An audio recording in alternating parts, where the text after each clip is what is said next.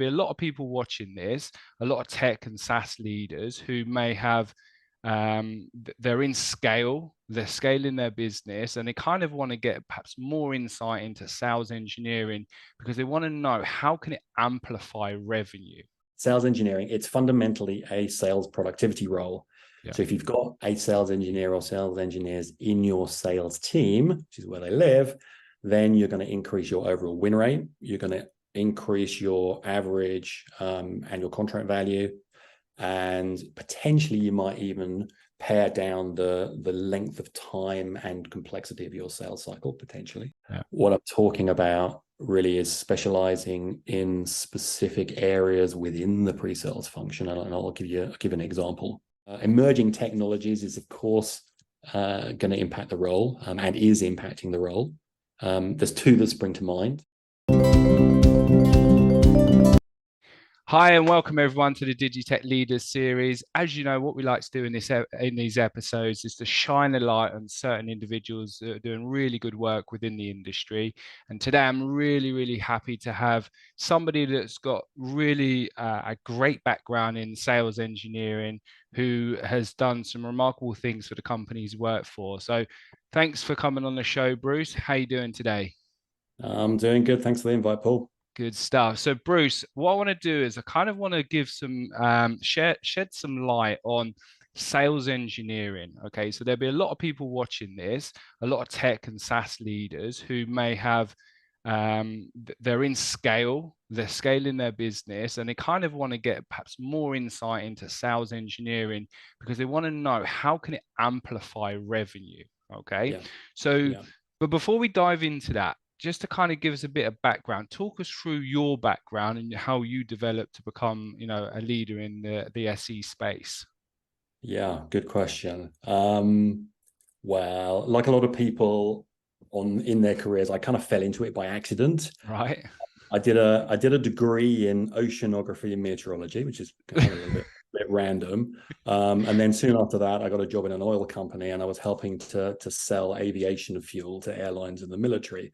Right. Completely unrelated to the degree, which again happens to a lot of people. Yeah. But the lucky thing about that, though, is the oil company that I was working for was in the middle of rolling out SAP ERP software, which I'm sure a lot of people watching this will know is highly complicated. Yeah. And one of the things that I noticed was that I kind of seemed to understand, in general terms, how the SAP software worked, whereas a lot of the other people around me in the business side were finding it challenging because it was quite complicated. So I got a job working with really helping people understand the SAP product that was now a foundational piece of the business. Yeah. And then I ended up being in charge of the reporting side of it in the business, not in IT, in the business, as a business analyst, which got me into technology. Now, worked there for a few years. Then I joined a company, and I spent a little bit of time working as a data scientist. And that organization had some software, and I started doing pre-sales with it. I didn't even know that it was called pre-sales or sales engineering, same thing. Yeah. Didn't even know that's what it was called, but that was my first part of the journey into that. And I've worked for quite a few different companies, software companies, different genres now. And my move into the leadership bit wasn't particularly unique, just came about with me being asked to step up into the role, having proved myself as an individual contributor. But I will say, though, that I've been extremely lucky to have learned from some of the best salespeople and sales leaders in the business, which is where a lot of my sales skills, my thinking around how sales forms part of this role, and why I'm so focused on the value selling aspect of the sales engineering role. Brilliant. Well, that kind of leads nicely into defining. We're going to call it sales engineering, pre-sales, sales engineering. Okay. So there's lots of different thoughts on the definition, but tell us how would you define sales engineering? What is it and what is it not? Yeah.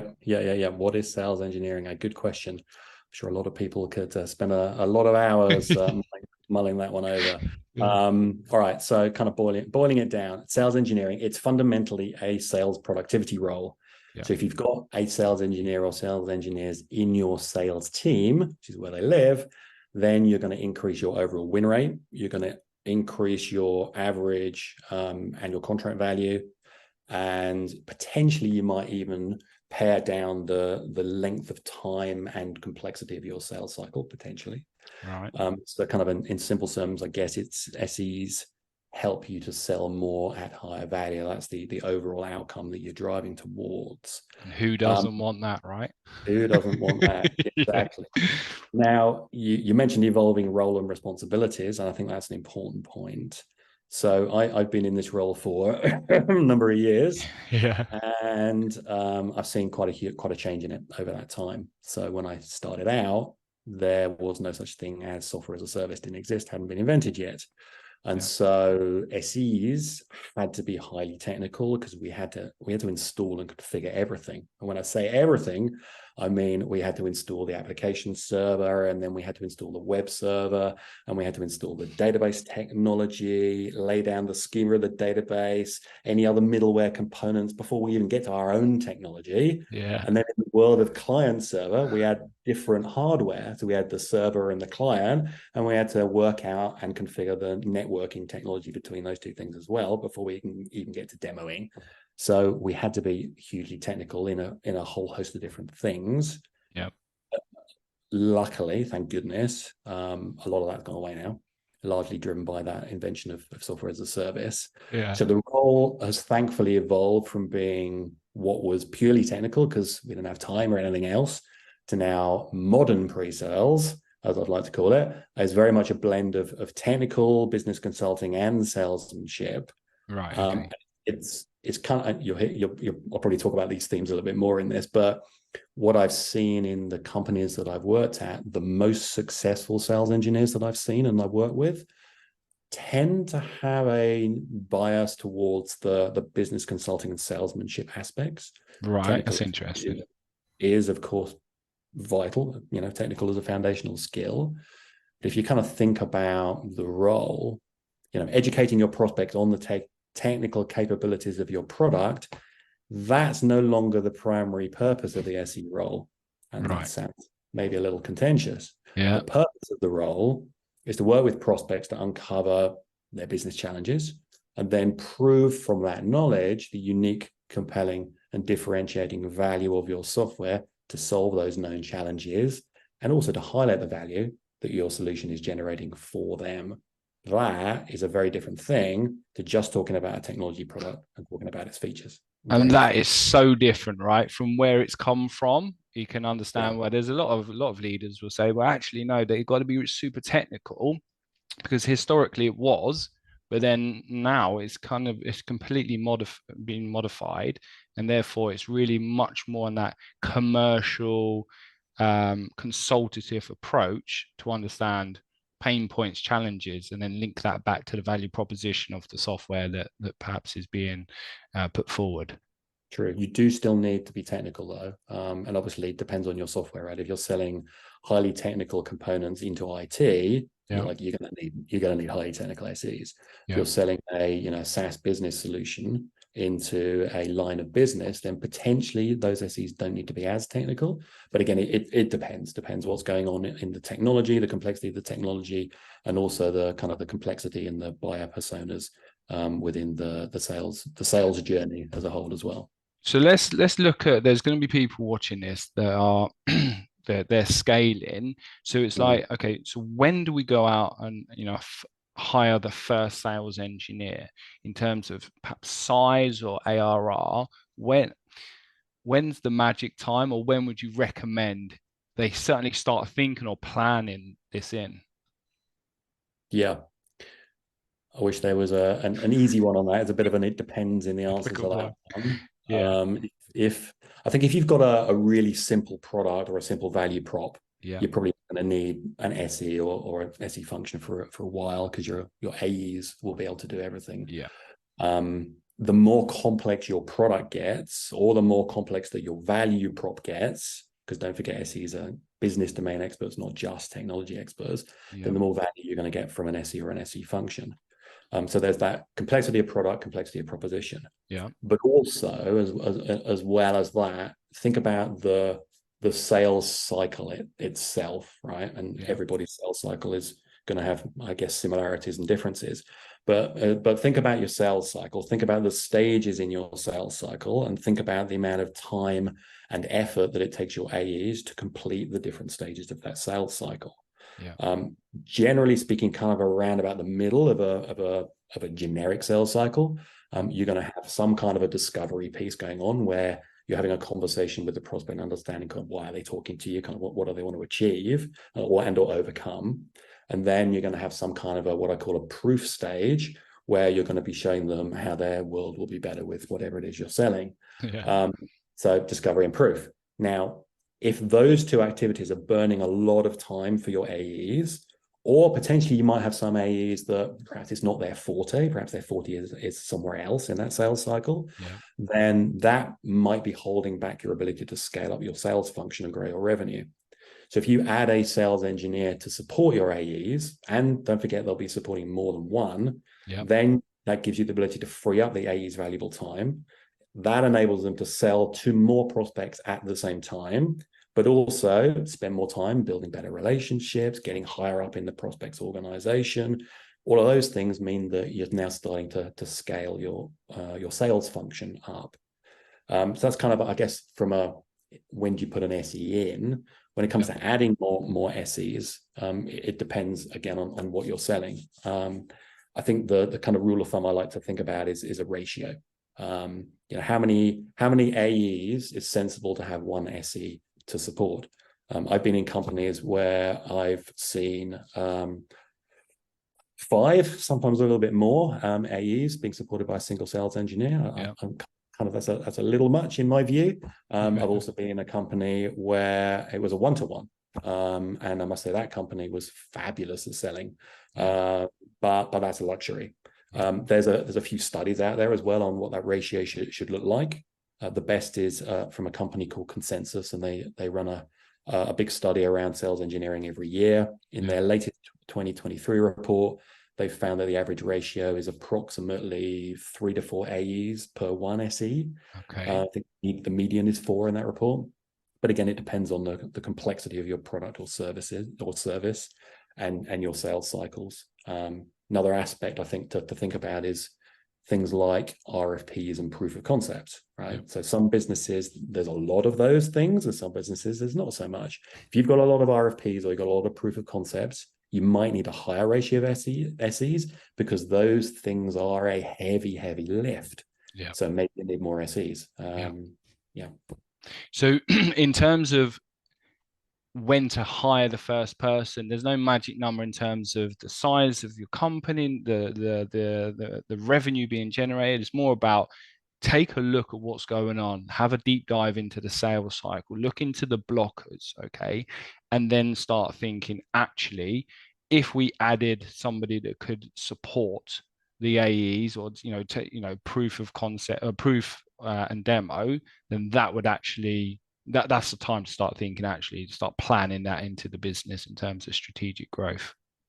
Exactly. No, that's really I just add to that, kind of demoing is always a good one, right? Because there's always this perception that an SE's job is to demo, and that's part of it. But not all of it. But then there's what is a demo, right? Because a demo could mean many different things. The very best demos are the ones that are tailored and customized to the needs of the prospect, that illustrate how they will overcome their challenges and lead them to the nirvana future vision, right?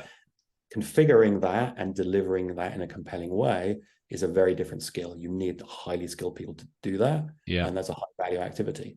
Doing a generic, here's an overview of my product, that's a much more basic thing.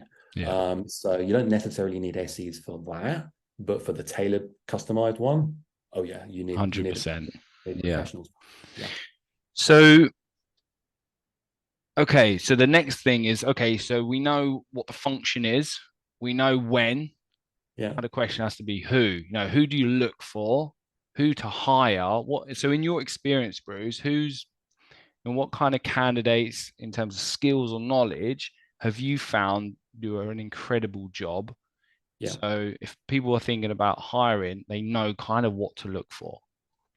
All right, good. So I've mentioned 3 of the most fundamental skill sets already, which is technical expertise, business consulting expertise, Yeah. and selling skills.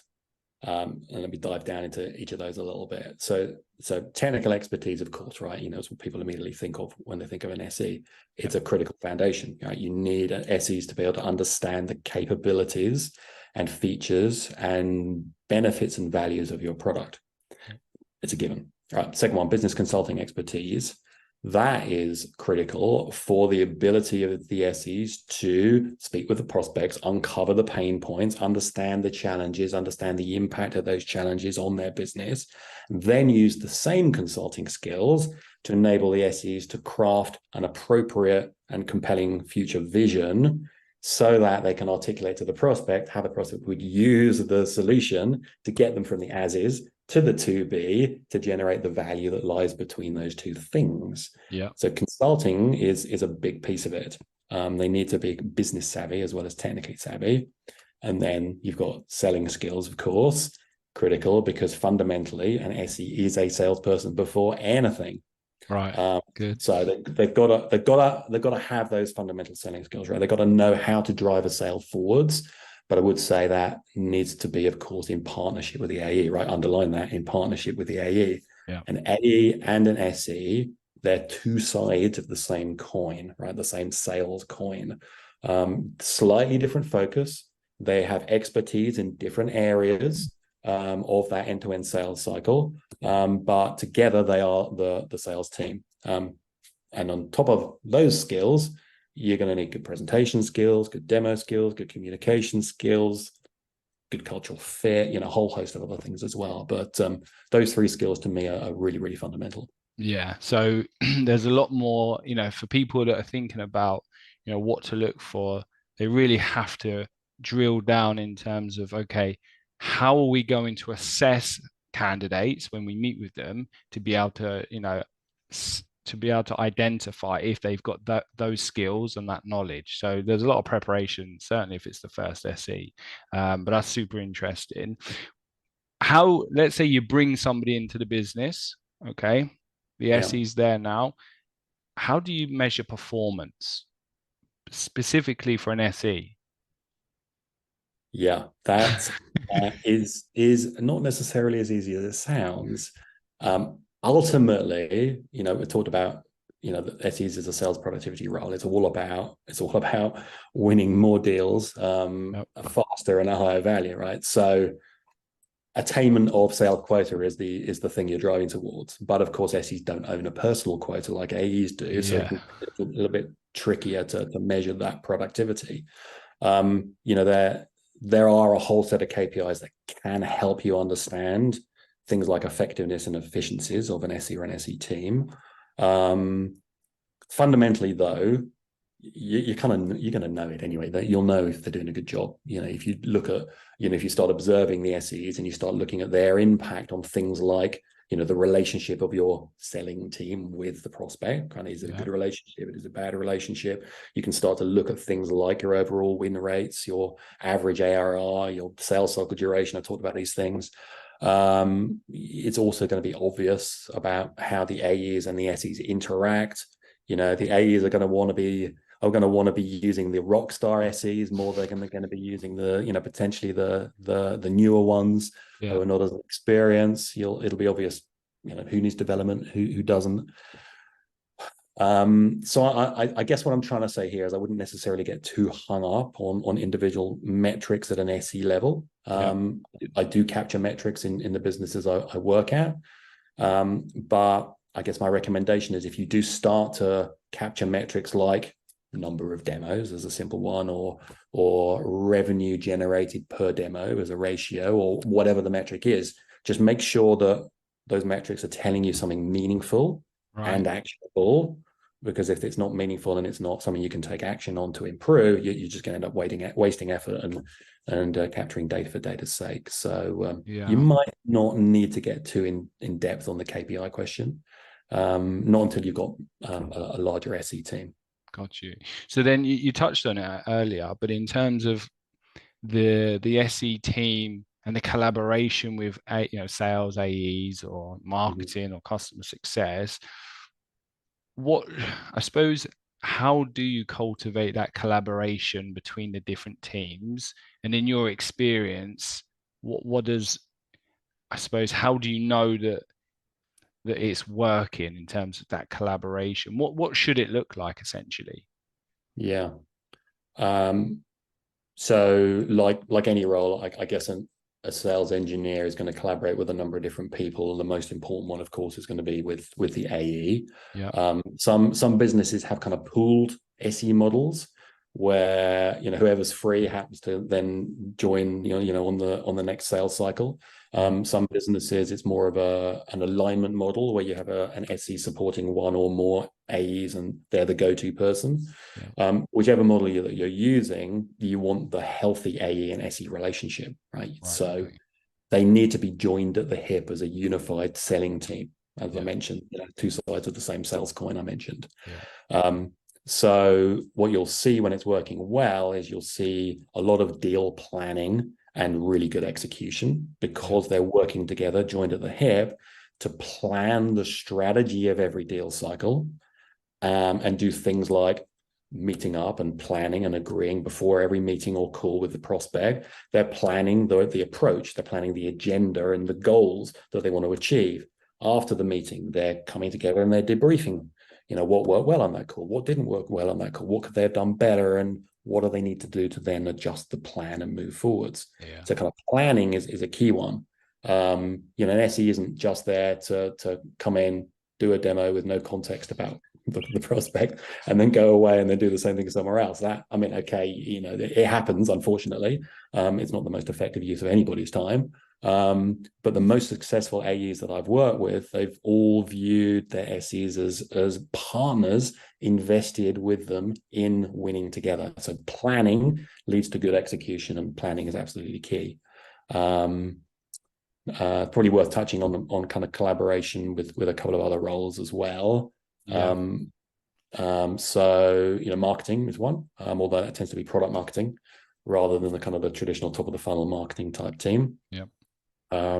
So there's kind of a pull and a push kind of relationship there. So firstly, the pull, you want the product marketing teams to be continuously feeding the sales engineer with high quality knowledge about the product modules, the value that provides, how to use it, how to talk about it. That needs to be continuous from an ongoing enablement perspective, but also communicating the other direction, because the SEs, they're going to be picking up a lot of things from the field, from prospects, hearing a lot of different requirements. What are the macro and micro factors going on, in the prospects businesses or industries that need to be fed back to product management to help to inform the ongoing product roadmap. That's pretty key. Yeah. I sometimes get asked about customer success. There's a relationship there, but it's probably a little bit less so than the product marketing folks. But customer success is important for things like upsell, because customer success owns the relationship with the existing clients. And so when they spot an upsell there, then of course there's a need to bring a sales engineer in quite often there. One of the other things I like about the CS and SE relationship, though, is that CS owns the relationship with existing clients. Therefore, CS are the holders of the keys to the success stories about how your existing clients are getting value from your solutions right now. Yeah. So having that relationship between SE and CS sometimes can help bridge or create the bridge so that the SEs can help to capture the success stories and get them out of the CS team into the sales team, into the heads of the SEs and the AEs to help enhance the storytelling about successes. That's key as a key part of good selling practice. So don't underestimate that that relationship between SE and CS, because I think a lot of people do, right? Because it's like, well, we've done our sales and then we've passed it over, and CS can make it the success it needs to be. So you've touched on some great points there. Yeah, absolutely. Yeah. So you've touched again on some things where you've seen a sales engineering, perhaps some mistakes that people make. But have you got any perhaps suggestions on some real obvious ones that people perhaps need to check in with their own business and think, wow, perhaps we do need to kind of, change what we're doing because we've fallen into that kind of process of doing things the wrong way. Yeah. Let's talk about pitfalls rather than mistakes. That's a nicer word, isn't it? Pitfalls, yeah, I prefer that.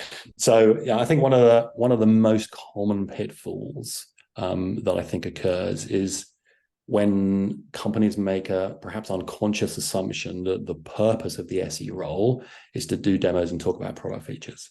Okay. Right. Okay. And again, it's back to that Number kind one. of contentious topic there. But that perception, I think, isn't surprising because a lot of companies, that happens most commonly when they're perhaps new to the sales engineering function, right? They've not necessarily seen the function before, so they don't really know how it should operate, and kind of they come from that assumption that SEs are what SEs were before SaaS, right? The technical kind of that technical evolution bit.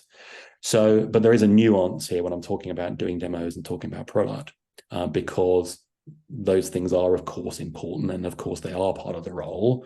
But it is a oversimplification of the role to say that that's the purpose, right? It understates the value that a company can derive from an SE function, right? Yeah. You wouldn't want to artificially hinder the productivity of your sales team, would you? But that's what's happening when people think SEs are there to talk about product and do demos, and that's it. Yeah. So demoing and talking about product, yes, they are SE activities, but like I said, it's not the purpose. The purpose is to understand the prospect's business challenges, understand the impact of those challenges on them, and then craft a compelling future vision for how the prospect's world is going to be better with your solution. Yeah. Demoing and talking about product is wrapped up in that, but it's not the purpose. It's not the sole focus. Yeah, exactly.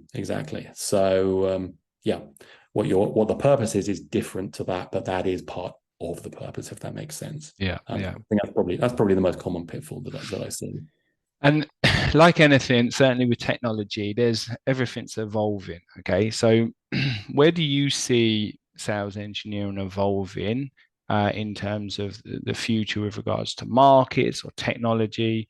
If you had, I suppose, a crystal ball, what would you say the changes perhaps are going to be in the future? Right. Okay. As long as you don't hold me to this, in I'm going to hold you to 2, 3, 4, 5 years time and go, "Hey, you were wrong." or you was absolutely right. Yeah. Well, we'll see. All right. Well, you said the word evolve, right? Yeah. I think think about evolution, right? One of the fundamentals of the process of evolution in general is that of increasing specialization. So we might see a little bit of that. And I'm not talking about SEs specializing in different technologies or technology genres. That's been happening for many years. Yeah. What I'm talking about really is specializing in specific areas within the pre-sales function, and I'll give an example that I've seen. So some companies are now splitting their pre-sales teams into two completely different speciality areas. Right. The first one are the sales engineers, as I've been describing the role today. The area of focus of those folks, yes, it's the solution and it's the value, it's value selling, it's all the things I've been talking about today. The second team, they're more business consultants, right? They're strategic business consultants. They are supporting the sales process as a pre-sale function, but their area of expertise is business strategy as it relates to getting the most value from your solution. And in some cases, both those teams report into the head of pre-sales. Yep. In some cases, they have completely different reporting lines. One will go up to the head of pre-sales, sales engineers typically, and then the other one, perhaps there's a head of strategy consulting or solution consulting or something along those lines. I love the model of those two things, because I think it creates a massive differentiation for businesses. Yeah. Because if you think about the sales team, you've got the AE, the SE, and the strategy consultant, right? Now your sales team, now they are really, really getting into being strategic business advisors. Yeah. And if you're doing that in your sales cycles and your competition is not doing that in their sales cycles, you've got a massive advantage. There's a cost implication, of course, because you've got another body or set of people in there as well. But yeah, potentially there's a massive advantage in doing that. So we might see more of that specialization. Yeah. The other thing I wonder about often It's a simple thing, right? I wonder about is the name, right? We talked about pre-sales, sales engineering. There's a whole host of names for traditional sales engineering, right? Sales Yeah. engineer, pre-sales, solution consulting, pre-sales consulting, solution engineering. Goes on and on, doesn't it? It just Yeah. goes on and actually, I don't think any of the names really do describe it correctly. So I think it's time we had a new name. I don't know what the name is yet. Oh, I I thought he did was going to say, I thought he was going to well, coin it. well, well. I did hear the other day someone mentioned that they heard of some companies renaming their SEs as value consultants, which I think is interesting. I think it does a better job of describing actually what SEs do. Yeah. But I don't know. Is that the right one? I don't know. I'll be kind of interested. If anybody's listening to this, if what they think about this, hit me up on LinkedIn if you've got any ideas or you've got perspective on that. You I'd can love to coin hear. it. Yeah, yeah. Yeah. Came from Um, Bruce first. Now, emerging technologies is, of course, going to impact the role and is impacting the role. There's two that spring to mind. So one of them is there's a whole new generation of self-service demo tools coming out. All right. And these are tools that kind of help prospects to make their own demo, chart their own demo journey, demo themselves without going off piece, getting lost and finding your software overcomplicated, which you don't want to happen. Yeah. So I think potentially those have the potential to automate and take the donkey work out of some of the traditional SE role. Yeah. If you think about, I touched on demoing, what is a demo? There's many different types of demo. But if you take the very first demo in a sales cycle, typically that's pretty generic, right? It's a this is what it looks like. This is kind of the general things you can do. Yeah. Is it interesting? It's to help the prospect to qualify us into their evaluation or not. But as an activity in the sales cycle, it's actually relatively low value doing that initial overview demo. Yeah. But it's low value to the software company. Yeah. Because you really want to get onto the later bits of the sales cycle that are more valuable, like discovery and proof. And it's actually relatively low value for the prospect because they can't really understand how they would use it to drive value or overcome their challenges from a little overview demo. It's got to be it needs to be tailored and customized to their needs, which is why discovery is important. So this is a bit of a long-winded description here, but bear with me. So if you can automate that initial overview demo, then you're taking the donkey work out and you're enabling pre-sales to move away from something that's relatively low value to focus on something that's much more valuable for you and the prospect, like having a proper discovery conversation, like doing proper vision creation, configuring a proof demo that's much more tailored to the needs of the prospect, much, much more high value. So that might help take some donkey work out, automation. The other technology area that everybody's talking about, surprise, surprise, is of course AI. Yeah. Also speaks to automation, right? So if you can use AI to take more donkey work out, then again, you can free up the SEs to do something more valuable. One thing that springs to mind as an obvious one with that is RFPs. Yeah. If your AI can help to automate the responding to RFPs and cut down the time and the effort of the SEs doing that, then again, you can refocus the SEs on something much more valuable to drive better outcomes for you, your company, and better outcomes for the prospect in the sales cycle as well. Yeah. So the future is going to be changing. Listen, thanks ever so much for coming on the show, Bruce. I've learned a huge amount. I know a lot of people watching this will do as well. So I'm going to check back in 5 years' time to see exactly what if those predictions have come true. Right. But from us here at Skyland, thanks ever so much, and I look forward to catching up with you soon. You take care. All right, appreciate it. Thanks, Sam. Bye. Take care. Bye.